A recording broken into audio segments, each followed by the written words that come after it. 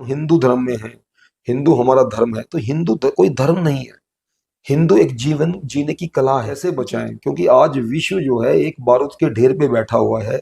2 विश्व युद्ध हो चुके हैं, यदि तीसरा विश्व युद्ध हुआ तो ये पृथ्वी नहीं बचेगी। गुरुजी, कभी आपकी शिक्षाओं का भी कभी विरोध हुआ है? शिक्षाओं को देखो, शिक्षाओं का विरोध तो लोग करते हैं। अब कबीर साहब बोलते हैं, पोथी पढ़ पढ़ जग मुआ पंडित भयाना कोई, हम्म, 2.5 अक्षर प्रेम के पढ़े सो पंडित। तुलसी नर का क्या बड़ा, समय बड़ा बलवान, भीलन लूटी गोपियां वही अर्जुन वही लेते हैं। तो कहीं ना कहीं विरोध होता ही होता है। जी जी जी। और विरोध के चलते फिर ऐसी बातें, लेकिन आज के नमस्कार, मैं हैप्पी सिंगला और आज के हमारे कार्यक्रम के जो मेहमान हैं वो हैं डॉक्टर स्वामी सुवदेश कबीर जी। और जैसे हमने इनसे पहले भी बातचीत की थी और बहुत सी बातें ऐसी थी जो छूट गई थी और जिनको करना जरूरी था। आखिर धर्म क्या है, हमारा धर्म हमें क्या सिखाता है, और आज का जो समय चल रहा है और बच्चे हैं वो अपने धर्म से हट रहे हैं, बिछड़ रहे हैं, उनको लेकर बातचीत थी वो हम कर रहे थे। और काफी कुछ पहले एपिसोड में हमें इनसे सीखने को मिला, इनसे हमें जानने को मिला। तो आज फिर हमारे प्रोग्राम में हमारे साथ गुरुजी हैं, उनसे बातचीत करते हैं और जानते हैं आगे का जो हमारा एपिसोड है, कुछ सवाल हैं उनके बारे में बातचीत करते हैं। तो नमस्कार गुरुजी। जी जी, हाँ जी गुरुजी, आपने हमें पहले भी समय दिया और आज भी आप हमारे चैनल में पहुंचे हैं, तो हम आपका दिल से आभार व्यक्त करते हैं। आशीर्वाद। जी जी जी। तो हमारा जो आज का पहला प्रश्न है वो ये है कि आपको डॉक्टर क्यों कहा जाता है? देखो, हमने शिक्षा में उच्चतर प्राप्त किया। जी जी। एक एमए किया, फिर दूसरा एमए किया, फिर तीसरा एमए किया, ट्रिपल जी जी एमए किया, जी एमए जी इंग्लिश किया, एमए हिंदी किया, एमए पॉलिटिकल साइंस जी किया, जी एमई एमएस किया, जी मिलिट्री जी एजुकेशन, स्पेशल एजुकेशन और पीएचडी किया। जी जी। तो पीएचडी करने से फिर डॉक्टरेट की उपाधि मिल जाती है। वैसे तो अब स्वामी हो गए तो हमें तो किसी चीज की जरूरत ही नहीं है। जी जी जब नाम ही स्वामी हो गए, जब सन्यासी हो गए, तो सन्यासी में तो सीधा नाम ही चलता है। जी जी जी तो ये तो आप लोग बोल देते हो मान सम्मान देने के लिए डॉक्टर स्वामी। जी जी ठीक है, तो सिर्फ स्वामी ही काफी हमारे लिए तो। जी जी। गुरुजी, इतनी पढ़ाई करने के बावजूद एक सन्यासी के रास्ते पर चलना कितना कठिन लगा? कभी सोचा नहीं कि अगर डॉक्टरी लाइन में होते तो ज्यादा अच्छा होता? और ये धर्म का रास्ता कितना कठिन रास्ता है? देखो, हमारे देश की संस्कृति, हमारे देश की परंपरा, सभ्यता और संस्कार, जी वो सदा से ही, प्राचीन काल से ही धार्मिक रहे हैं। जी ये भारतवर्ष धर्म पे चला है जी और धर्म पे चल के ही इस भारतवर्ष ने विकास किया है। जी और एक समय में ये भारतवर्ष पूरे विश्व को शांति और भाईचारे का पाठ पढ़ाता था। जी और शांति और भाईचारे का पाठ ही आज तर्कसंगत और युक्ति संगत है। आज इतना द्वेष है आपस में, भाईचारा खंडित हो गया है, संयुक्त परिवार टूट गए हैं, एकल परिवार में आ गए हैं। एक देश दूसरे देश के साथ लड़ रहा है, एक भाई दूसरे भाई के साथ लड़ रहा है, संपत्ति के झगड़े हैं, जमीन के झगड़े हैं। तो आज हम देखें तो भौगोलिक संसार हो गया है। आज के संसार में तो बहुत ज्यादा जरूरत हो गई है कि आपसी सद्भाव बने। कैसे आपसी सद्भाव बने, कैसे लोग व्यक्तिगत स्वार्थों से दूर हट करके देश प्रेम की भावना में आगे आए, देश प्रेम की भावना जागृत हो लोगों में, और देश प्रेम की भावना से ऊपर चल के विश्व सद्भाव के लिए चलें, विश्व शांति की बात करें, विश्व के कल्याण की बात करें। क्योंकि जैसे हमारे देश में हमारा तो नारा ये रहा है वासुदेव कुटुंबकम का, कि पूरा विश्व ही हमारा एक कुटुंब है, एक परिवार है। तो हमारे देश की संस्कृति कहीं ना कहीं पूरे विश्व से अलग है, और हटके भी है और सबसे बढ़ के भी है। तो ये अपने अपने ही तरह का एक विरला ही हमारा देश है भारतवर्ष, जो आज भी, भारतवर्ष पहले भी विश्व गुरु था, आज भी विश्व गुरु है और आगे भी विश्व गुरु रहेगा। लोग कितने भी एडवांस हो जाएं, कितने भी आधुनिक हो जाएं, आज अमेरिका को देख रहे हैं, अब जर्मनी को देख रहे हैं, जापान को देख रहे हैं, अब चाइना को देख रहे हैं कि ये लोग बहुत आधुनिक होते जा रहे हैं। लेकिन आधुनिकता की दौड़ में ये लोग कहीं ना कहीं धर्म से पिछड़ रहे हैं, मानव सभ्यता से पिछड़ रहे हैं। आज ऐसी ऐसी मिसाइलें बन गई हैं, ऐसे ऐसे बम बन गए हैं, इस विश्व में इजाद कर ली हैं देशों ने कि एक बम के फटने से पूरे विश्व की शांति भंग हो सकती है, पूरा विश्व जो है, पूरी ये पृथ्वी ही कहीं ना कहीं जो ना नष्ट होने के कगार पे पहुंच सकती है। तो जी आज सबसे ज्यादा जरूरी है कि लोग धर्म पे चले और आपसी सद्भाव और भाईचारे के रास्ते पे चले। जी जी। गुरुजी, धर्म की बातें चलती हैं, सभी कहते हैं कि 36 बिरादरी का ये देश है जी और हर धर्म के लोग यहाँ पर रहते हैं। नारा भी दिया जाता है कि हम सब एक हैं, जी खून सबका लाल है। जी लेकिन धर्म के नाम पर, जाति के नाम पर कई बार धर्म में भी बंटवारा हो जाता है। जी उनके साथ ऐसा व्यवहार किया जाता है कि जो धर्म से भी ऊपर है, उनको दिखाया जाता है, एक उनको एहसास करवा दिया जाता है कि आप इस धर्म से नहीं हैं। उनको आप क्या मैसेज देना चाहते हैं जो लोग धर्म के नाम पर भाईचारे को बांटते हैं? देखो, धर्म जो है, वास्तव में तो धर्म एक उच्च कोटि की परंपरा है। जी धर्म एक शाश्वत है, निर, निर्वियोग है और निर्मोही है। हम्म धर्म जो है, धर्म हमें शांति और भाईचारे का पाठ पढ़ाता है। हम्म धर्म कोई भी हो, किसी भी धर्म में आप देखें, हिंदू धर्म में हमारा सबसे बड़ा जो लक्ष्य है वो यही है कि पूरा विश्व एक परिवार है, पूरा जी विश्व एक, पूरे विश्व कल्याण की हम बात करते हैं।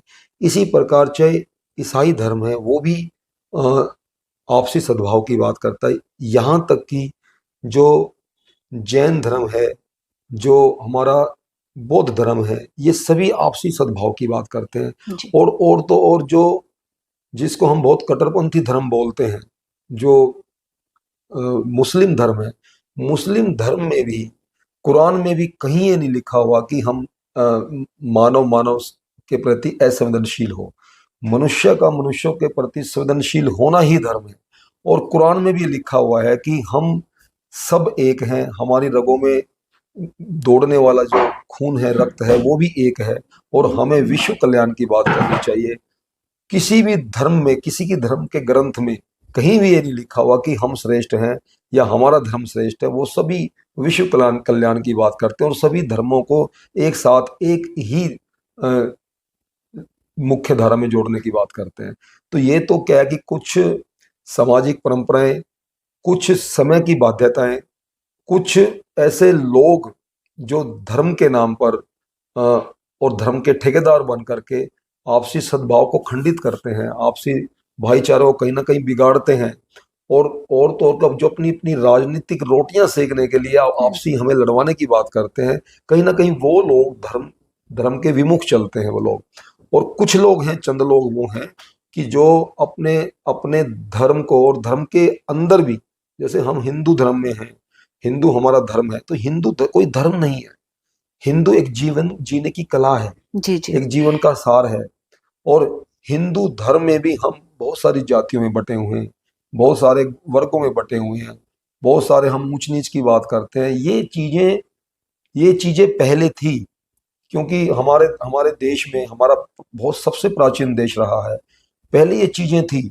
लेकिन आज जब से देश आजाद हो गया, जब से देश स्वतंत्रता में, आज हम आजादी में जी रहे हैं, लोकतांत्रिक व्यवस्था में जी रहे हैं, तो आज हम केवल केवल और केवल भारतवासी हैं। देश की एकता एवं अखंडता हमारे लिए सर्वोपरि है। तो स्वतंत्रता में जी करके, लोकतांत्रिक व्यवस्था में आकर के भी फिर भी हम ऊंच नीच की बात करें, ये ऊंच नीच की बातें पहले थी। देश की आजादी से पहले ऐसी वर्ण व्यवस्थाएं थी, और वर्ण व्यवस्थाओं के चलते लोग कम पढ़े लिखे थे, विद्वान नहीं थे, अशिक्षा थी।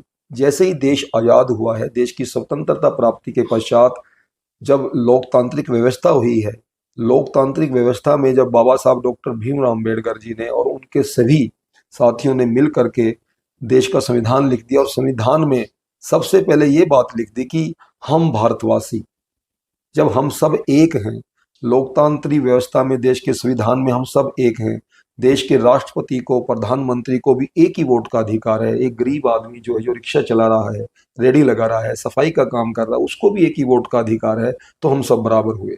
तो आज के परिवेश में पहले थी, आजादी से पहले थी, कुछ चीजें आज भी हैं, घटनाएं लगातार सुनने को मिलती हैं पूरे देश में कि ऐसे ऐसे घटनाएं हो गई हैं।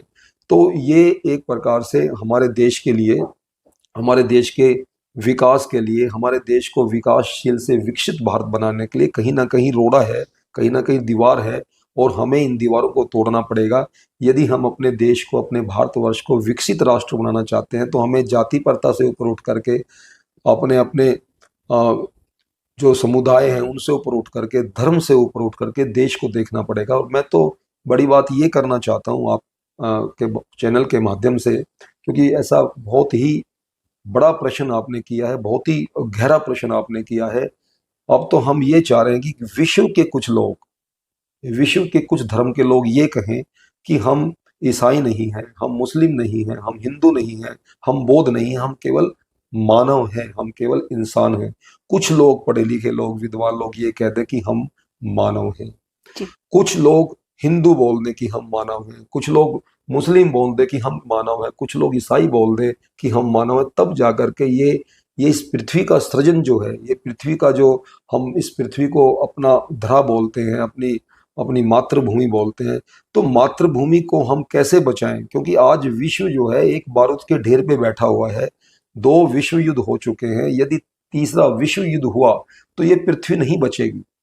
तो चिंतन ये है, चिंतन हमारा ये होना चाहिए बुद्धिजीवी लोगों का कि how to save this beautiful earth, because there is no planet in this solar system to live in. आप कहाँ जाएंगे अगर ये पृथ्वी कहीं ना कहीं आपातकालीन स्थिति में आई, ये पृथ्वी कहीं ना कहीं तीसरे विश्व युद्ध में अगर हुआ, तीसरा विश्व युद्ध पृथ्वी खत्म कर देगा, पृथ्वी खंडित हो जाएगी, ये पृथ्वी बचेगी नहीं, पृथ्वी नहीं बचेगी तो हम कहाँ बचेंगे? तो अब समय आ गया है कि कुछ बुद्धिजीवी लोग अब ये कहें कि हम केवल मानव हैं, हम धर्म से नहीं जुड़ेंगे, हम मानव धर्म से जुड़ेंगे। और हमारे देश की तो संस्कृति, परंपरा, इतिहास, सभ्यता और संस्कार यही कहती आई है कि सबसे पहले मानव, मानव धर्म सर्वोपरि है।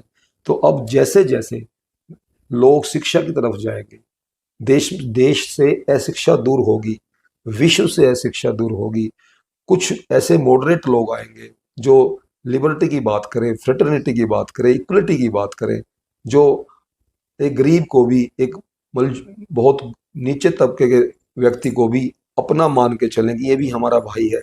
एक गरीब को, एक लाचार व्यक्ति को भी एक गर्व हो कि मैं भी इस देश का नागरिक हूँ, मैं भी भारतवासी हूँ, तब जाकर के हमारा संकल्प पूरा होगा, जो वसुधैव कुटुंबकम का हम नारा लेके चलते हैं। तो आज के परिवेश में ये सबसे जरूरी है कि हम मानव धर्म के को पहला मान के चलें, उसके बाद सारी चीजें हम देखें, तब जाकर के हम एक विश्व कल्याण की जो बात करते हैं, वासुदेव कुटुंब की जो बात हम करते हैं, तब वो हमारा सपना सार्थक होगा।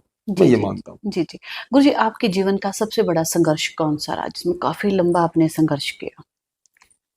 देखिए, कुछ गुरुओं के सानिध्य में हम रहे जी। और गुरु परंपरा में बहुत बड़ी बातें हैं, गुरु का मान सबसे बड़ा है। और संत कबीर ने तो यहाँ तक लिखा था, कहा था, गुरु का मान कीजिए, गुरु ज्ञान की खान, शीश दिए मिल जाए वो भी सस्ता जान।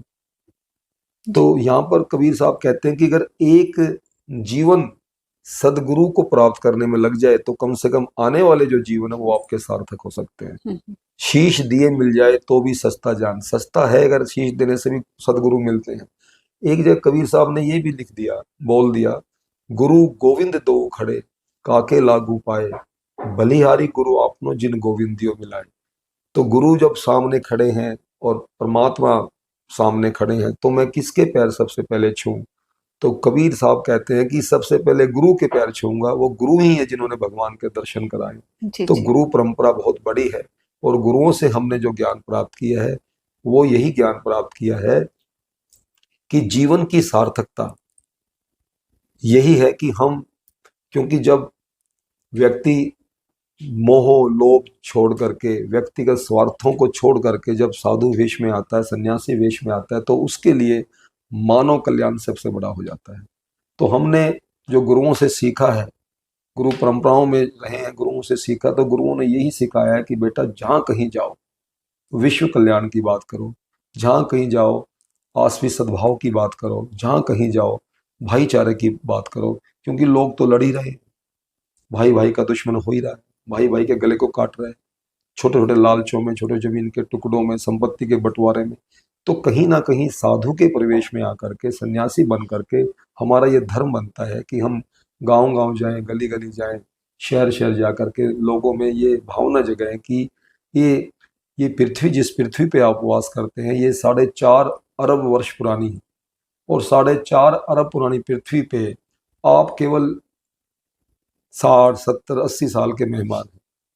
तो हम ये बता दें इस दुनिया को, इस विश्व को ये बता दें कि you are not the master of this earth, you are the visitor, you are just a visitor on this earth, don't try to be the master of this earth, just take yourself just like a visitor. तो जब हम ये स्वीकार के चलेंगे कि भी हम इस पृथ्वी पे कुछ चंद दिनों के मेहमान हैं, तो हम जब चंद दिनों के मेहमान हैं तो कम से कम हम वो चीज़ छोड़ के जाएं, विश्व कल्याण की बात करें, भाईचारे की बात करें, एक आपसी वैमनस्यता जो फैली हुई है, आपसी जो बहुत सारा एक दूसरे की दुश्मनी जो बनते जा रहे हैं लोग, वो दुश्मनी छोड़ करके वो भाईचारे की बात कर लें, आपसी सद्भावना की बात कर लें। सद्भावना पे चल के ही हम विश्व कल्याण की बात कर सकते हैं। तो ये चीज़ें हमने गुरुओं से सीखी हैं कि हम जब इस प्रवेश में आ गए हैं तो हम जन कल्याण की बात करें। जी तो जी हमारा देश निराला देश है और देश में आज हर जगह आप देख रहे हैं, मैं तो आपकी ऐसी भूमि पे बैठा हूँ, ये वास्तव में बहुत धार्मिक भूमि है, सच्ची भूमि है। तो इस भूमि बैठ के मुझे वैसे ही आनंद प्राप्त हो रहा है कि चारों तरफ मंदिर हैं, चारों तरफ गुरुद्वारे हैं, चारों तरफ धर्म के केंद्र खुले हैं और सभी धर्म के केंद्र आपसी सद्भाव की बात कर रहे हैं, भाईचारे की बात कर रहे हैं। तो सद्भावना सबसे बड़ी चीज़ है और यही हम सीखे हैं और यही हम जनता को सिखा रहे हैं। जी जी। गुरुजी, कोई ऐसा अनुभव आपके साथ जुड़ा हो जिसने आपकी जिंदगी है वो बदल दी हो और दिशा बदली हो? हम जब पढ़ते थे कॉलेज में, जी तो कॉलेज में पढ़ते पढ़ते जब हम आते जाते थे, यूनिवर्सिटी में भी रहे, तो रास्ते में कई बार हमारे सामने बड़े भयानक भयानक एक्सीडेंट हुए, दुर्घटनाएं ऐसी हुई, कई लोग मारे गए, कई लोगों के जो ना हाथ पैर टूट गए हैं, बड़ी बुरी तरह से शरीर जो ना वो छत विछत हो गए। ऐसे बहुत सारे एक्सीडेंट्स हमने देखे, दुर्घटनाएं देखी।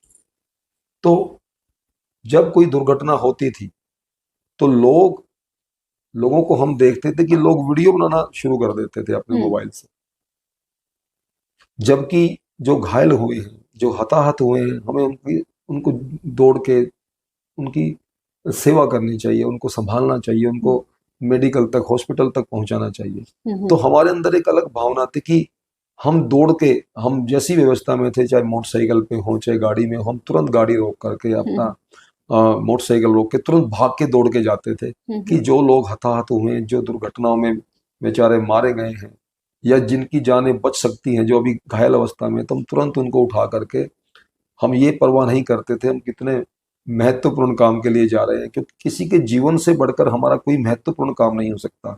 तो बहुत सारे हमारे एपिसोड जीवन में ऐसे आए कि हमने दुर्घटनाओं में लोगों की जानें बचाई हैं, जो जो बिल्कुल मौत की कगार पे थे, उन लोगों के जीवन हमने बचाए हैं। ऐसे बहुत सारे उदाहरण हैं। तो जीवन, जब हम दुर्घटना हो गई और लोग हताहत हैं, घायल अवस्था में हैं, उनको जिंदगी और मौत के बीच में उनको देखा है, तो उस समय जब उनकी हमने सेवा की है, उनको उठा करके मेडिकल में और हॉस्पिटल में पहुंचाया, तो वहां से जीवन कुछ बदला। वहां से देखा कि मानव का जीवन भी क्या जीवन है, क्षण भंगुर है। एक तरफ तो अगर देखे तो बहुत बड़ा इंसान शंभु बन के दिखाता है, एक ही पल में एक्सीडेंट में मारा जाता है। तो वहां से एक इंस्पिरेशन मिला, वहां से एक मोटिवेशन मिला, वहां से जीवन को अलग ढंग से जीने का कुछ मन में पैदा हुआ कि सबसे बड़ा धर्म जो है, सबसे बड़ी चीज जो मानव धर्म है, तो हम क्यों ना ऐसे ऐसे काम करें। तो हमारे जीवन में कुछ घटनाएं ऐसी घटी कि बहुत से लोग अपाहिज हो गए, किसी के हाथ चले गए, किसी के पैर चले गए। फिर हमने इसी दिशा में चलते हुए, हमने जो विकलांग हुए, विकलांगों के लिए हमने एक संस्था बनाई, सद्भावना संस्था हमने बनाई, special institute for mentally handicapped deaf and डम चिल्ड्रन। और जो हताहत होकर के अपने हाथ पैर गवा चुके, उनके लिए हमने एक सद्भावना नाम से संस्था बनाई। जो जन्म से बेचारे बच्चे, मंदबुद्धि बच्चे थे, जिनको हम दिव्य बच्चे बोलते हैं आज, दिव्यांग बच्चे जो बोलते हैं, उन बच्चों के लिए हमने काम किया। जो डीफ एंड डम, जो गूंगे और बहरे बच्चे थे, उनके लिए हमने काम किया। उन बच्चों को मुख्य धारा में लाने की बात की। बहुत सारे ऐसे हमने राष्ट्र लेवल पे काम किए, अलग अलग शहरों में जाके, अलग अलग प्रांतों में जाकर के उन उन बच्चों के लिए हमने काम किया। तो वहां से एक भावना जागृत हुई, वहां से जीवन बदला कि क्यों ना हम पूरा जीवन ही इन मानवता के लिए लगा दे, उन बच्चों के लिए लगा दे, उन लोगों के लिए लगा दे जिनके सर पे छत नहीं है, जिनके तन पे कपड़ा नहीं है, जिनके खाने के लिए दो रोटी नहीं है, उनको भी हम मुख्य धारा में कैसे लेके आए। तो हमने विकलांग बच्चों के लिए काम किया, दिव्यांग बच्चों के लिए काम किया, जो लोग बोल नहीं सकते, जो लोग सुन नहीं सकते, उनके लिए हमने काम किया। बड़े बड़े कैंप हमने लगाए। और जैसा उस समय जब हम जवान अवस्था में थे, तो एक कारगिल का युद्ध हुआ था। जी तो जी। कारगिल के युद्ध में जो हमारे सैनिकों को उस समय बड़ा खून की आवश्यकता, रक्त की, ब्लड की आवश्यकता पड़ गई थी। जी तो जी। उस समय हमने बड़े बड़े ब्लड कैंप लगा करके हजारों हजारों यूनिटें इकट्ठी कर करके देश के सैनिकों के लिए ब्लड भेजा। तो कहीं ना कहीं वहीं से हमारे को इंस्पिरेशन मिला, वहीं से हमें एक भावना पैदा हुई कि हमें देश की सेवा करनी चाहिए। और देश की सेवा हम किसी भी क्षेत्र में रहकर कर सकते हैं। ये जरूरी नहीं है कि हम केवल देश की सेवा फौजी बन के करें। देश की सेवा फौज में रह के भी कर सकते हैं, एक आम नागरिक होकर के अपना धर्म निभा के भी देश की सेवा कर सकते हैं। जो लोग बुजुर्ग हैं, आज आपने देखा कि एकल परिवार हो गए हैं, लोग पढ़े लिखे ज्यादा हो गए हैं, अपने माता पिताओं को त्याग रहे हैं, उनको वृद्धाश्रम में भेज रहे हैं। तो हमने वृद्ध आश्रम में जा कर करके उन माता पिताओं की, उन बुजुर्गों की भी सेवा की है। और ऐसे ऐसे बुजुर्गों की हमने सेवा की जिनके बच्चे विदेश में थे और उन्होंने प्राण त्याग दिए, उनके बच्चे उनके अंतिम संस्कार पे नहीं आ पाए। तो हमने ऐसे बहुत अंतिम संस्कार किए हैं बुजुर्गों के, जो बड़े कष्ट में थे, दुख में थे, तकलीफ में थे। तो हम सभी संस्थाओं के साथ हमारा संगम है, आपसी हम सद्भाव है, जुड़े हुए हैं। तो ऐसे बहुत सारे कार्य हम करते। तो वहीं से जीवन बदला है, वहीं से मन में ये भावना पाई कि बहुत सारे काम ऐसे हैं देश में करने के लिए जो हम इस रूप में आकर के कर सकते हैं। तो वहीं से हमारा मन बदला है। बहुत सारी घटनाएं ऐसी हैं। जी जी। गुरुजी, कभी आपकी शिक्षाओं का भी कभी विरोध हुआ है? नहीं, शिक्षाओं को देखो, शिक्षाओं का विरोध तो लोग करते हैं। जी। जब कभी किसी संत के बारे में हम बात करते हैं, कोई, जैसे हम महर्षि वाल्मीकि के बारे में बात करते हैं, हम वाल्मीकि जी नहीं होते तो कोई नहीं जान पाता कि इस देश में राम कौन था, ये देश में सीता कौन थी, देश बिल्कुल में बिल्कुल। लक्ष्मण कौन था। यदि महर्षि वाल्मीकि रामायण की रचना नहीं करते तो आज पूरे विश्व को ये नहीं पता लगता कि राम कौन था, बिल्कुल। लक्ष्मण कौन था, सीता कौन थी। महर्षि वाल्मीकि जी ने रामायण की रचना की तो हमें जानने को मिला कि राम भी इस देश में हुए, जिसे हमें मर्यादा पुरुषोत्तम मानते हैं। राम दिवाली मनाते हैं, दीपक जलाते हैं, बड़ा सबसे बड़ा त्योहार हमारा है। जी वो जी। वो कहाँ से हमें, हमारे को देखने में आया, कहाँ से हमें ज्ञान प्राप्त हुआ? क्योंकि महर्षि वाल्मीकि जी ने रामायण की रचना की। जी जी। इसी प्रकार और संत आए हैं, गुरु नानक देव जी आए हैं। गुरु नानक देव जी ने पूरे विश्व को भाईचारे का पाठ पढ़ाया, बल्कि न केवल भारतवर्ष में, विदेशों में जाकर के भी उन्होंने जो ना भाईचारे, आपसी सद्भाव का पाठ पढ़ाया। रविदास जी आए, रविदास जी ने भी एक छोटी कौम में जन्म लेकर के भी उन्होंने सिद्ध कर दिया कि जब मन चंगा हो, मन पवित्र हो, तो हम कठौती में हमारी गंगा के दर्शन हम करा सकते हैं। तो उन्होंने करके दिखाया है। इसी प्रकार इसी धारा में संत कबीर जी आए, जिनको हम तत्वदर्शी बोलते हैं, शिरोमणि संत बोलते हैं। संत कबीर की तो ऐसी वाणियां हैं, एक एक वाणी पे लोग आज पीएचडियां कर रहे हैं। जो उस समय में उन्होंने, भक्ति काल के समय में, उस समय में जो उन्होंने बोल दिया, कोई बोल नहीं सकता था, ऐसी भाषा कोई बोल नहीं सकता था जो उस समय में उन्होंने बोल दी। क्योंकि मुस्लिमों का राज था, सिकंदर लोधी उस समय बादशाह थे और वो किसी से डरते नहीं थे, जो बोलना था बोल, लेकिन सच्ची और प्रामाणिक बात बोलते थे। वो हिंदुओं को भी बोलते थे, रूढ़िवादी पर कुठाराघात करते थे, अंधविश्वास पे कुठाराघात करते थे, जो आपसी ऊंच नीच की बात करते थे, भेदभाव की बात करते थे, उन पे कुठाराघात करते थे। जैसे मंदिर के सामने से गुजरते थे तो बोलते थे कि पत्थर पूजे हरि मिले तो मैं पूजू पहाड़, ताते वो चाकी भली जो पीस खाए संसार। तो वो सत्य की बात करते थे, कर्म की बात करते थे। कर्म की बात ऐसे ही कृष्ण जी ने भी कर्म की बात की। कर्मण्येवाधिकारस्ते मा फलेषु कदाचन। तो कहीं ना कहीं कृष्ण के बाद अगर कबीर ने बात की तो कर्म की बात की। ऐसी मुस्लिमों की मस्जिद के आगे से गुजरते थे तो उनको ही बोलते थे, कंकड़ पाथर जोरी के लिए मस्जिद लई बनाए, ता चढ़ी मुल्ला बांग दे क्या बहरा हुआ खुदाई। जी। वो आत्मसात की बात करते थे। आप अपने अंदर परमात्मा को ढूंढे। बार बड़े बड़े नारे लगा करके, बड़े बड़े लाउड स्पीकर में बोल करके, अल्लाहू अकबर बोल करके आपको परमात्मा नहीं मिल सकता, आपको अल्लाह नहीं मिल सकते। आप अपने अंदर जाएं, अंदर जाकर के परमात्मा को खोजें। कई ऐसी प्रामाणिक बातें हैं, मैं नहीं बोल रहा हूं, जो हमारे संतों ने बोली है। संतों ने उस समय धार्मिक व्यवस्थाएं क्या थी, उस समय सामाजिक व्यवस्थाएं क्या थी, उस समय जीने की कला क्या थी, उस समय क्या परिवेश था, तो उस समय उन्होंने जो बातें बोली हम कभी कभी वो बातें बोल देते हैं। जैसे कल भी मैंने एक जगह बोल दी कुछ बातें कि भाई क्योंकि हमारे देश में ब्राह्मण को सर्वोपरि माना गया है। बिल्कुल। और ब्राह्मण सर्वोपरि रहा है, वेद शास्त्रों का ज्ञाता रहा है, वेद शास्त्रों को का प्रयोग ही ब्राह्मण परंपरा से चल के आया है। आम लोगों को, गरीब लोगों को वेद शास्त्रों को पढ़ने का इजाजत नहीं थी, अधिकार नहीं था। उस समय की व्यवस्थाएं ऐसी थी। तो उस समय केवल ब्राह्मण ही शिक्षित था, ब्राह्मण ही ज्ञानवान था, ब्राह्मण ही उच्च कोटि का विद्वान था।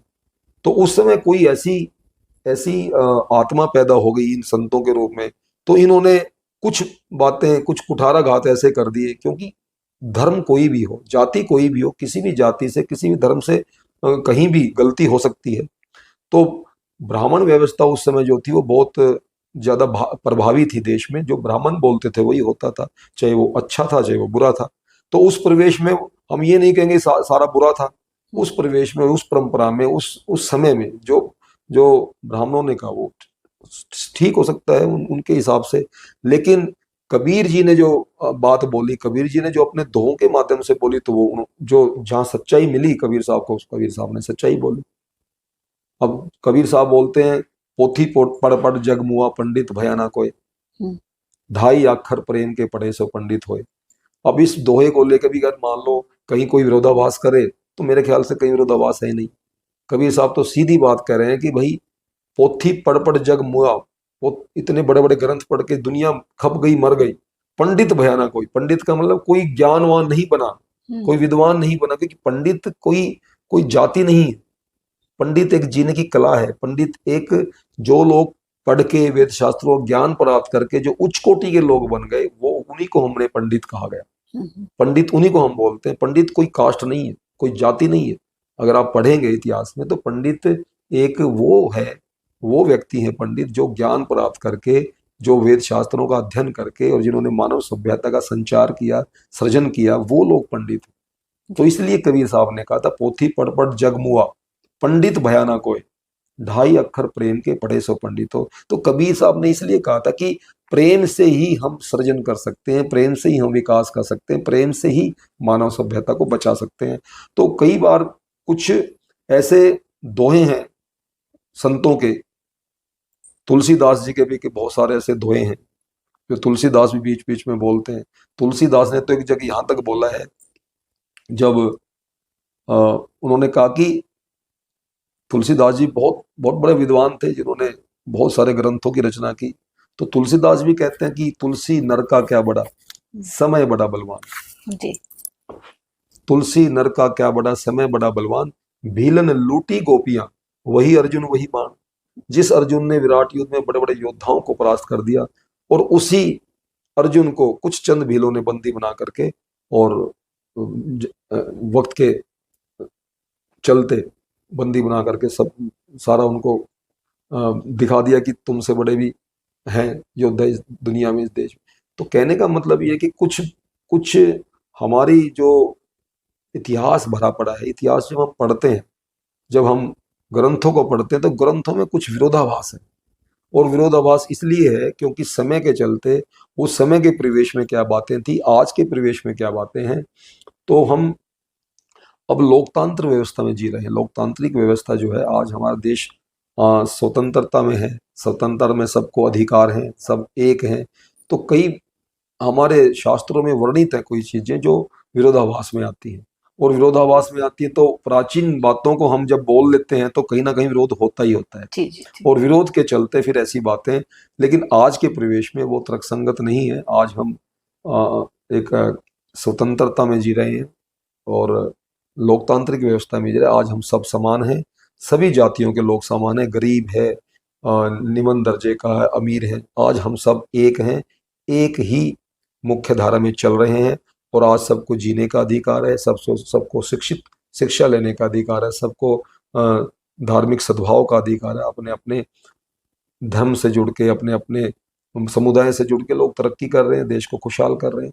तो यही जीवन का संचार है और यही जीवन का लक्ष्य है कि हमें जाति पाति से उठ करके, धर्म से ऊपर उठ करके मानव सभ्यता की बात करनी चाहिए। तो कुछ विरोधाभास होते हैं और चलते भी रहते हैं। जी जी जी। गुरु जी, संत की असली परिभाषा क्या है?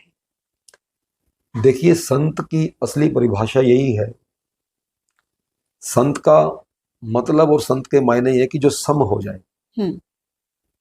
जो ऊंच नीच से, जाति प्रथा से, धार्मिकता से, जो धर्म से ऊपर उठ जाए, जाति प्रथा से ऊपर उठ जाए, जो लोभ लालच से ऊपर उठ जाए, जितने प्रकार के भी इस विश्व में व्याधियां हैं उन व्याधियों से ऊपर उठ जाए और एक ऐसे सतर पे पहुंच जाए जहां वो सबको एक नजर से देखे, वो ही संत है। सही मायनों में संत ही वो है। संत की परिभाषा ही यही है। संत का मतलब और संत के मायने ये है कि संत सबके लिए बराबर हो जाए। संत हवा के साथ हवा हो जाए, पानी के साथ पानी हो जाए, अग्नि के साथ अग्नि हो जाए और वायु के साथ वायु हो जाए। तो संत वो है जो वास्तव में संत है। संत का उच्चतम श्रेणी ये है कि संत सबके लिए समान हो जाए और सबको एक नजर से देखे, किसी को छोटा बड़ा करके ना देखे, और सबके विकास की बात करे और सबके कल्याण की बात करे। वही संत है और वही संत की परिभाषा है। जी जी गुरु जी, आप अपने जो जिंदगी का सबसे बड़ा मिशन है वो क्या लेकर चल रहे हैं और कहाँ तक आपको उस मिशन में कामयाबी मिली है? सबसे बड़ा मिशन तो ये है कि हम विश्व कल्याण की बात करें। संत की सबसे बड़ी प्रमुखता, संत की सच्चाई और संत की परिभाषा यही है कि हम विश्व कल्याण की बात करें। कि विश्व में जितने भी धर्म हैं, जितनी भी जातियां हैं, जितने भी समुदाय हैं, परंपराएं हैं, हम उन सब की कल्याण की बात करें, वसुदेव कुटुंबकम की बात करें। पूरा विश्व हमारा, आज अगर पूरी दुनिया हमें मानती है, आज भी भारतवर्ष को पूरी दुनिया जानती है, तो वो धर्म परंपरा के नाम से जानती कि हमारा देश जो ना वो वास्तव में बहुत प्राचीन देश रहा है और धर्म पे चला है, विश्व कल्याण की बात करके चला है। तो सबसे बड़ा लक्ष्य तो यही है कि हम जो आज पूरे विश्व में कटुता फैल गई है, एक देश दूसरे देश पे कब्जा करना चाहता है, अधिकार जमाना चाहता है, एक देश दूसरे देश की संपदा को, उसकी संस्कृति को खत्म करना चाह रहा है। बहुत सारे देशों में आज भी युद्ध चल रहा है। अभी हमारा भी पाकिस्तान के साथ शुरू हो गया था लड़ाई, हमारी भी। तो कहीं ना कहीं जो पूरे विश्व में अपने आप को श्रेष्ठ बनाने की जो लोग कोशिश कर रहे हैं, हर देश अपने आप को श्रेष्ठ बनाने की कोशिश कर रहा है, लेकिन हमारा धर्म जो है, हमने कभी भी, हमारे भारतवर्ष ने कभी भी किसी देश पे आक्रमण नहीं किया, किसी देश को अपने हड़पने की बात नहीं की। हम तो विश्व कल्याण की बात करते हैं। तो पहला लक्ष्य हमारा तो यही है कि संत के रूप में आ गए, सन्यासी के रूप में आ गए, तो विश्व कल्याण की बात करें, पूरे विश्व के भाईचारे की बात करें।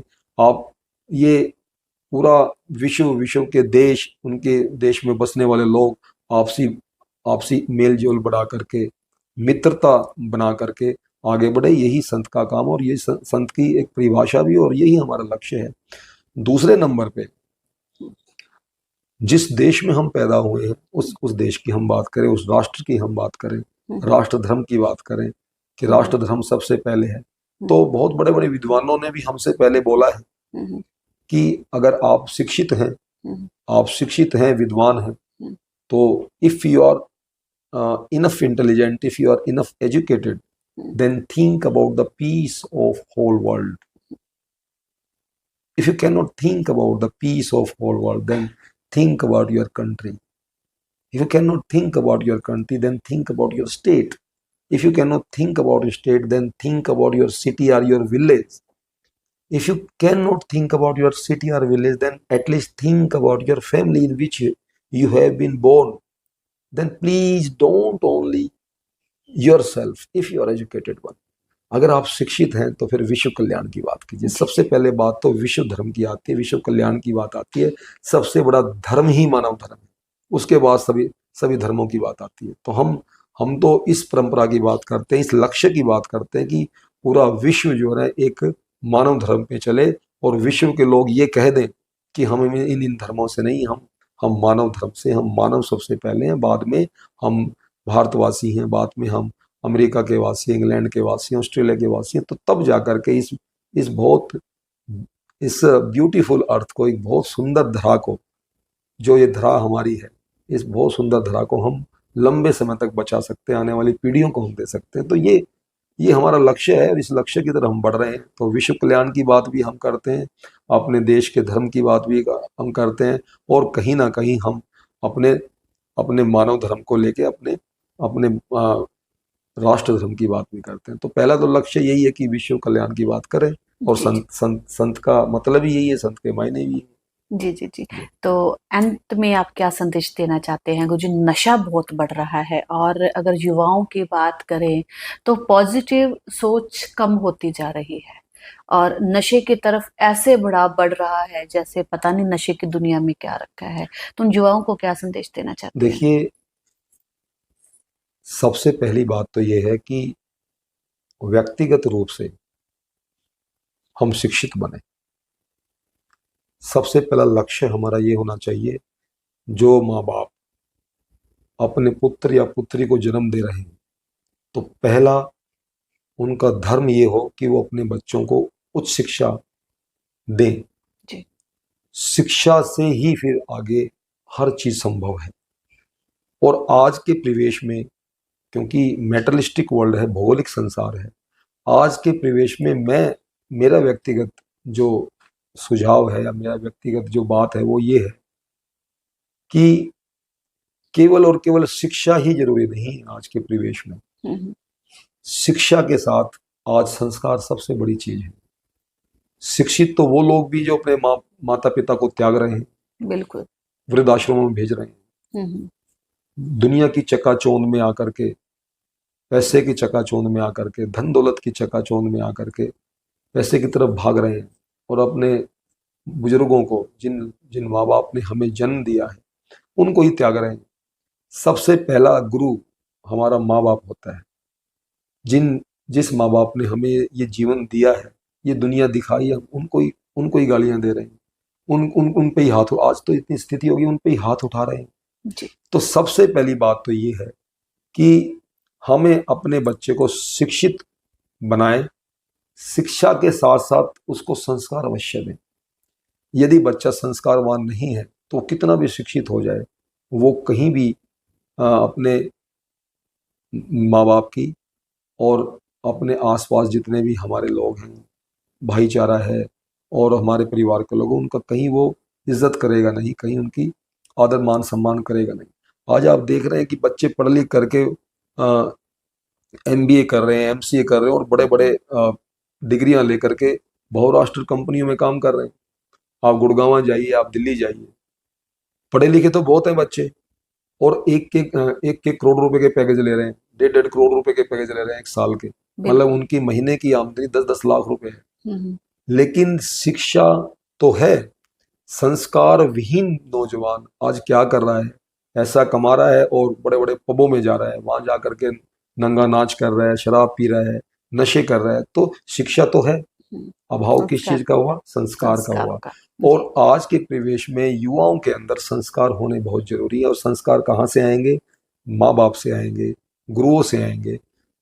देश से, दुनिया से नशा तभी दूर हो सकता है जब हर माँ बाप अपनी जिम्मेवारी अच्छे से निभाए। और जो हमारे आज स्कूल चल रहे हैं, पाठशालाएं चल रही हैं, उसमें भी हम जो अध्यापक हैं उनको ये निर्देश दें, उनको ये सुझाव दें कि वो भी पूरे जो समय है पढ़ाई का समय जो उसमें से एक कम से कम एक पीरियड जो है पढ़ाई में एक ऐसा लगे जिसमें हम संस्कारों की बात करें बच्चों को। जी। ऐसे अध्यापक लाए जाएं जो शिक्षा के साथ साथ संस्कार भी बच्चों को दें। जो संस्कार संस्कार पे एक ऐसा विषय भी होना चाहिए जो संस्कार सिर्फ केवल और केवल बच्चों में संस्कार दें। माता पिता के बारे में बताएं, गुरुओं के बारे में बताएं, इसकी गुरु परंपरा है। माता पिता की सेवा के बारे में बताएं, सद्भावना के बारे में बताएं। तो आज मुझे लगता है कि हमारे हमारे देश में जो शिक्षा प्रणाली चल रही है उस शिक्षा प्रणाली में एक शिक्षा ये भी हम डाल दें कि एक अध्यापक स्पेशल ऐसा लगाएं स्कूलों में कि वो केवल और केवल संस्कार की बात करें, संस्कार डाले बच्चों में। क्योंकि संस्कार विहीन बच्चा कितनी भी शिक्षा प्राप्त कर जाए वो कहीं ना कहीं नशे के तरफ भी जाएगा। नशे नाना प्रकार के नशे हैं, केवल शराब ही नशा नहीं है, केवल धूम्रपान ही नशा नहीं है, और बहुत सारे नशे ऐसे हैं, हीरोइन है, चरस है, गांजा है, सुल्फा है, इनको पीते हैं। और आज हमारा युवा जो है युवा युवा होने से पहले ही ढलता जा रहा है। चेहरे पे खुशियां नहीं है, चेहरे पे बच्चों के रौनक नहीं है, चेहरों पे तेज नहीं है, क्योंकि नशों में इतने लिप्त हो गए हैं। इनसे नशों से दूर कौन निकालेगा? सरकार नहीं निकाल सकती। सरकार सरकार के पास कोई ऐसी शक्ति नहीं है कि वो नशों से दूर कर दे। सरकार पुलिस की ड्यूटियां लगा सकती है, नशा बेचने वालों पे को जेल में डाल सकते हैं। 1 को डाल दो, 10 को डाल दो और पैदा हो जाएंगे लोग। सही मायनों में हमें संस्कार की आवश्यकता है, और संस्कार कहाँ से आएंगे? माँ बाप से और गुरुओं से आएंगे। तो बच्चों को संस्कार दें, उनको समझाएं कि नशा आपके जीवन को कितना नुकसान देता है, आपके शरीर को कितना नुकसान देता है। हजारों हजारों जन्म लेने के बाद आपको ये मनुष्य का जन्म मिला है, और मनुष्य के जन्म को आप इतना नशों के लिप्त होकर के खत्म कर रहे हो। माँ बाप ने आपको जन्म दिया है, माँ बाप की इच्छाएं क्या हैं, उन माँ बाप का आगे प्रण क्या है, और वो क्या मांगते हैं आपसे। हर माँ बाप अपने बच्चों को इसलिए जन्म देता है कि हमारी हर परंपरा को ये निभाए, हमारा अंतिम संस्कार तक ठीक ठाक ये कर दे, और हमारे सारी देश की संस्कृति को निभा के चले। तो आज वो चीज नहीं है। तो मेरा मानना ये है कि शिक्षा के साथ साथ संस्कारों का होना बहुत जरूरी है। संस्कार होंगे तो ही जो नशे की प्रवृत्तियां हैं सरकार भी रोक लगाए, कठोर कानून बनाए जा सकते हैं। कठोर तो बन ही रहे हैं कानून, जो नशा बेच रहे हैं उनको जेलों में डाल रहे हैं, उनकी जमानतें भी नहीं होती, लेकिन उसके बावजूद भी नशा बढ़ रहा है। तो कहीं ना कहीं हम अपने बच्चों को संस्कारवान बना के चलें, और उनको बताएं कि ये चीजें हमारे लिए नहीं बनी हैं, ये चीजें, इन चीजों से दूर रहें, मानव सभ्यता में आए, समाज, अपने माता पिता की सेवा करें, गुरुओं की सेवा करें, अपने जनता की सेवा करें, और विश्व कल्याण की बात करें। तब ये नशा, मुझे लगता है कि मेरी अपनी व्यक्तिगत बात है, वो हो सकता है भाई आप कहीं ना कहीं उसको ना स्वीकार करें, लेकिन मुझे लगता है कि संस्कार बहुत जरूरी है। संस्कार थे हमारे पहले, प्राचीन प्राचीन काल से लेकर के और लंबे समय तक हमारे संस्कार थे। तो हम संस्कारों में बंद करके हर चीज में अच्छे थे, गुरुओं की परंपरा को मान रहे थे, माता पिता की सेवा कर रहे थे, संस्कार थे, सब चीजें थी। आज आप देख रहे हैं हमारे देश में लड़के हों लड़कियां हों, युवक युवतियों के कपड़े ही बहुत कम होते जा रहे हैं। बिल्कुल बिल्कुल बिल्कुल ऐसे कपड़े पहन रहे हैं कि जिनको आप देखें कि समाज स्वीकार ही नहीं कर सकता। लेकिन आज का युवा उन कपड़ों में आकर के, छोटे छोटे कपड़ों में आकर के ये कह रहा है कि ये हमारा लोकतांत्रिक अधिकार है। लोकतंत्र ने, संविधान ने हमें अधिकार दिया, हम कुछ भी पहने, कुछ भी खाएं, कुछ भी पिएं। अब सड़कों पे बच्चे खड़े होकर के, नौजवान जो कॉलेजों के लड़के लड़कियां, और गाड़ियां खड़ी करके वहां उन गाड़ियों के ऊपर शराब की बोतलें रख करके शराब पीते हैं और नशा करते हैं। तो कौन दूर करेगा इनको? बिल्कुल सरकार भी बाध्य है कि भाई ये तो संवैधानिक अधिकार है, अब हम क्या करें। पुलिस भी कहीं ना कहीं बाध्य हो रही है कि हम क्या करें, ये तो कानून ने अधिकार दे रखे हैं। तो कहीं ना कहीं कानून भी आज असहाय होता जा रहा है। तो यहाँ पर सबसे जरूरी जो चीज है वो संस्कारों की है, और संस्कार माँ बाप से मिलेंगे और गुरुओं से मिलेंगे। तो संस्कार सबसे बड़ी, मेरे विचार के अनुसार संस्कार चाहिए, तब ये नशा जो ना दूर होगा। तो आज भी गुरुजी ने बहुत अच्छा संदेश है हमारे चैनल के पॉडकास्ट के माध्यम से दिया है, और बिल्कुल सत्य है। संस्कार वही है जो बच्चे को उत्तम बनाए, और बच्चे को कामयाबी के रास्ते पर लेकर आए। और नशा एक मीठा जहर है।